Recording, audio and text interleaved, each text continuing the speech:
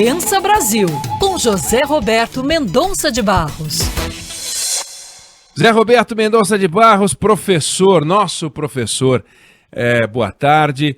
De olho nos números de fora, de olho nos números de dentro, de olho nas notícias de dentro, de olho nas notícias de fora. Muitas vezes o que nos alimenta é o que vem de fora. A gente alimentando o mundo, claro, sempre com os nossos grãos, mas de fora também vem algumas notícias preocupantes. E o senhor de olho sempre nessas notícias para que a gente aqui na Band News FM não caia em esparrela, né? E fique atento para saber para onde é que a banda toca. Conta para nós, professor. Oi, Eduardo, boa tarde. Oi, Débora, boa tarde. Boa tarde. Realmente, ontem foi um dia muito importante, né? Porque a ONU divulgou o relatório do IPCC, o primeiro que sai sobre a situação do clima, até assustador, né? Porque ele está dizendo que o aquecimento continua muito acelerado, que os esforços feitos por todos os países, mesmo aqueles que não é o nosso caso, que realmente estão se esforçando para lutar contra o aquecimento, estão aquém do necessário. Há previsões muito complexas que afetam inclusive o Brasil, por exemplo, a região nordeste, mais ainda do que já é sujeita a secas, e efetivamente aumenta a importância da reunião global sobre o clima em Glasgow, agora mais para o final do ano.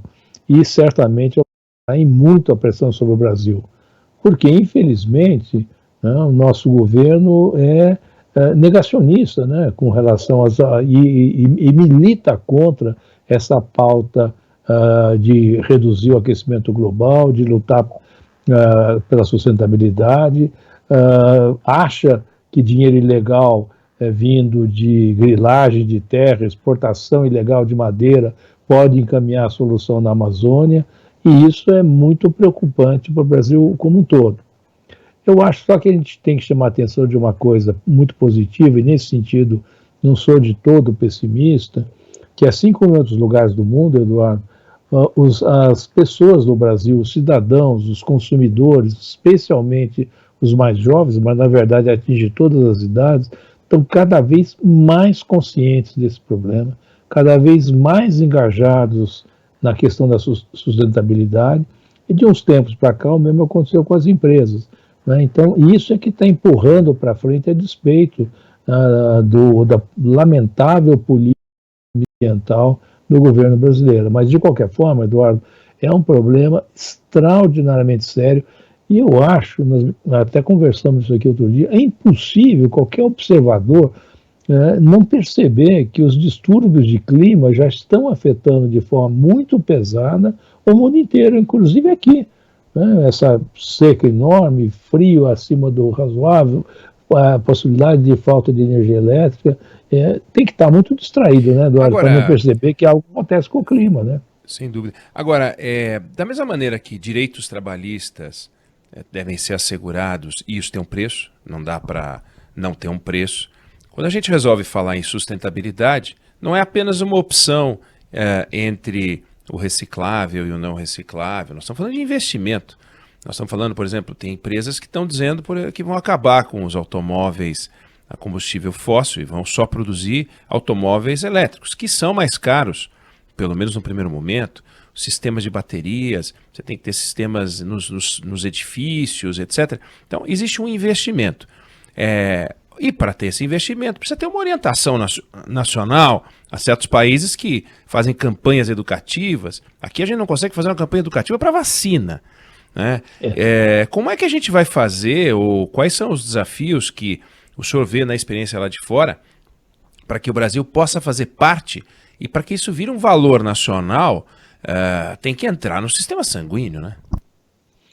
Exatamente. Não, os investimentos têm que acontecer, mas é uma coisa que eu acho que vale a pena chamar a atenção, que o Brasil tem todas as condições de ser uma potência ambiental, né? Nossa diversidade, algumas das muitas coisas que já avançaram, por exemplo, hoje o que está salvando a pátria na oferta de energia é a energia eólica. Né?